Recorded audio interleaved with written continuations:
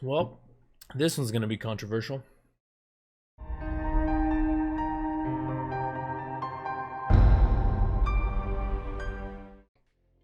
Hey, what's going on, everybody? My name is Anthony with Duke City Aquariums, and today we're talking about Flowerhorns.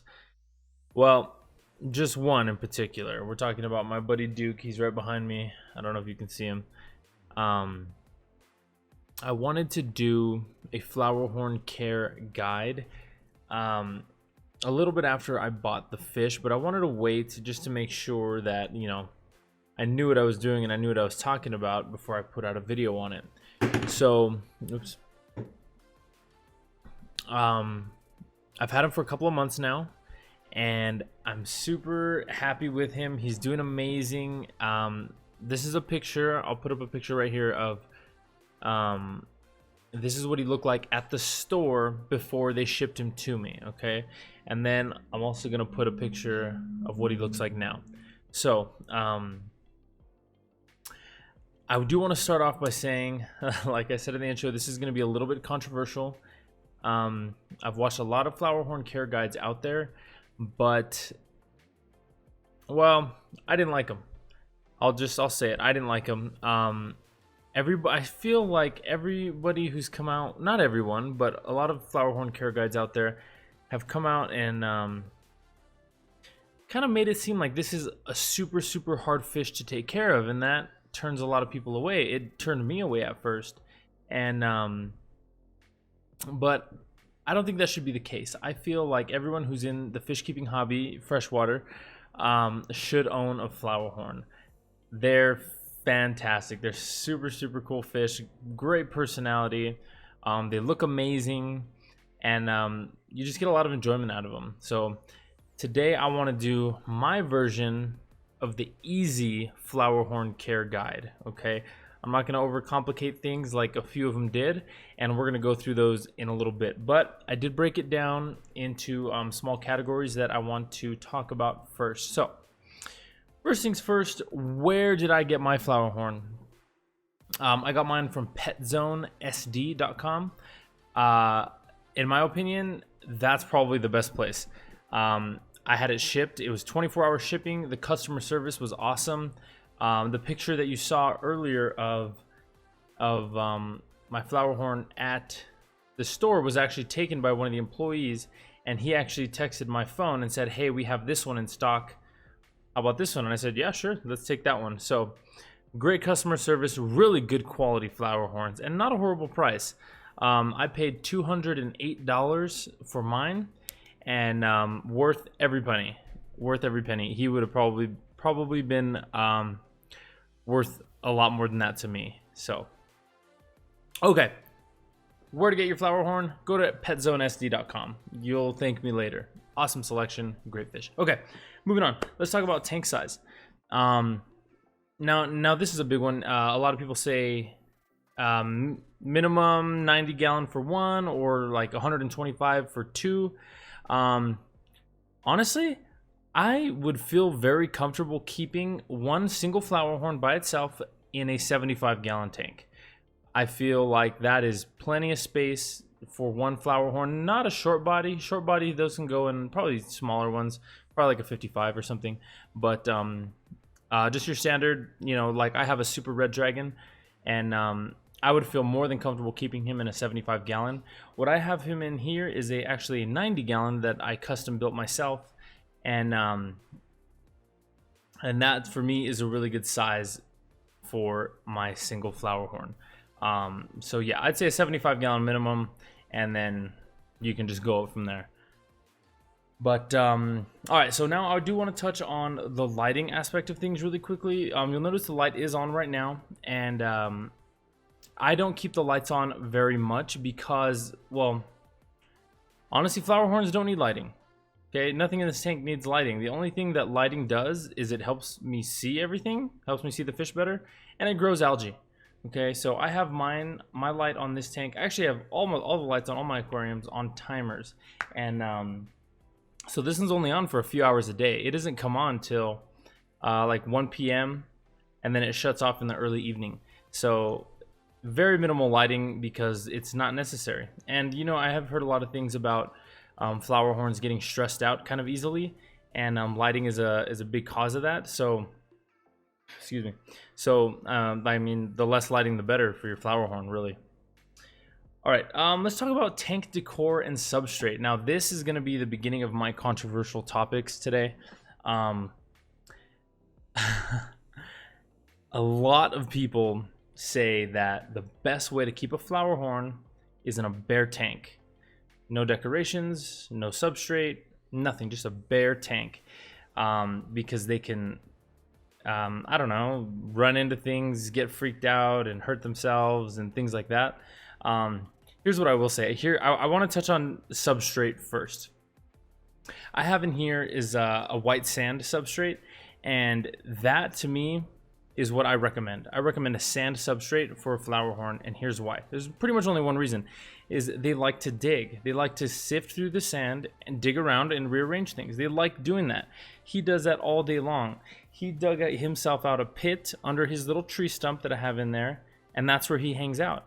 And he's sifting through the sand all day, digging around, and I see no harm in that. It keeps him busy, and honestly, it just looks way better than a bare bottom tank. Let's talk about decor. Decor is another big one that people say don't have anything in there, just have it bare.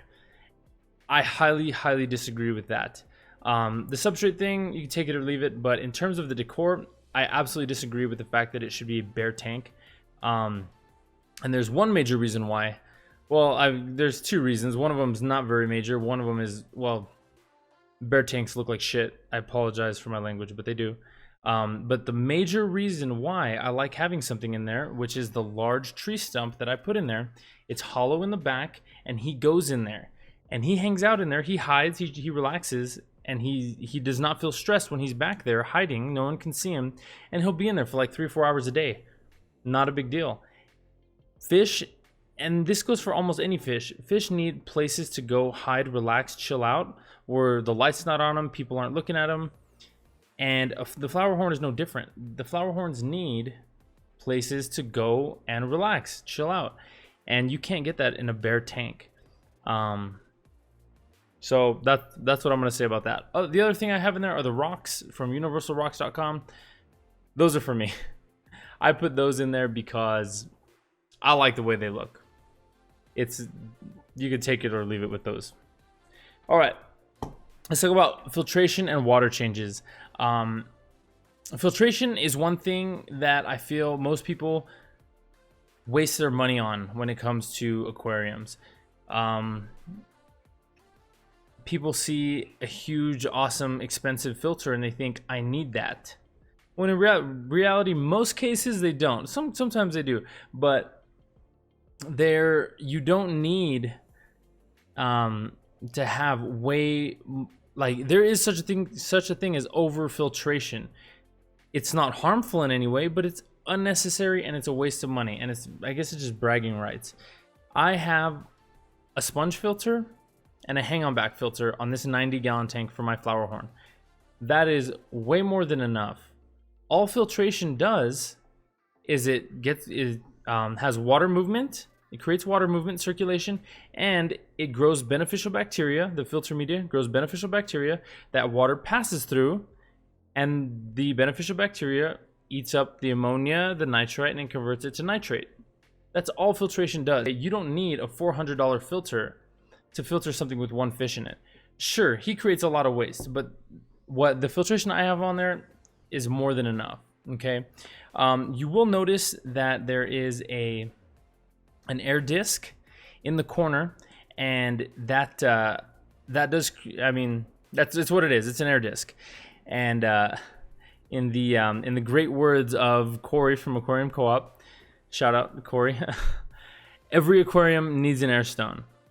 Every aquarium needs an air stone. There's so much benefit to adding oxygen to your aquarium, and I didn't get an air stone for mine. It's a little small, so I opted for a 4-inch air disc, and I love it. The fish loves it. He's always swimming in and out of the bubbles.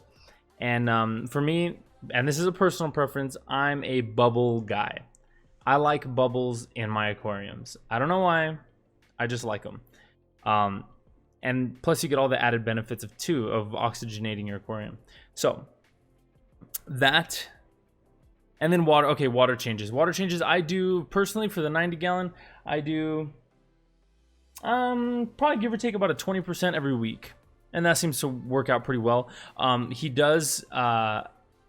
This guy has enormous poops, and I have a white sand. They show up immediately. So I just keep this right in the canopy, the Eheim gravel vac, and I just spot clean every day. I just grab, every time he poops, I just pull it out with this guy. So let's talk about heating. That's, heating's pretty standard. These guys like it pretty warm. I keep mine anywhere from 80 to 84 degrees. Usually right around the 82 mark is pretty much where it stays. It does fluctuate just because we're all the way right now at the front of my house, and there's like a giant window here, so the tank can get affected by like the heat or the cold. So it fluctuates, but usually about 82 degrees is what I recommend. Okay, diet. If you haven't disliked this video or left me an angry comment yet, you're about to, okay? Everyone's gonna disagree with me on diet, and I don't care. This is my fish. So I've watched a ton of care guides, and everybody says vary the diet. You want to mix in the live foods, the freeze-dried foods, the frozen foods, the pellets, and mix them up, do different things. In my opinion, live foods, I don't like live foods. And it's not like a morals thing or anything. I don't have anything against feeding live foods. Like I've kept snakes in the past. I fed them live mice and stuff, but it's the fact that feeder fish are gross. Feeder fish are nasty. It absolutely increases the risk of getting your Flowerhorn sick with, disease, parasites, what have you. And you can get just as much nutritional value, if not more, from other types of foods. Feeder foods, in my opinion, are a no-go for me. And keep that, keep that in the back of your mind. This whole video is for me and what I do for my fish. Your experience may vary. Okay, I don't feed frozen foods. I don't feed them to my peacocks. I just don't like frozen foods, and that's a personal preference. I fed frozen brine shrimp one time to a peacock tank, and it got every single fish in there sick. Every single fish. Ever since then, it kind of turned me off. So all of my fish now just get their nutrition from dry foods. So I'm not gonna lie, I feed one food. This guy eats the exact same food 3 times a day.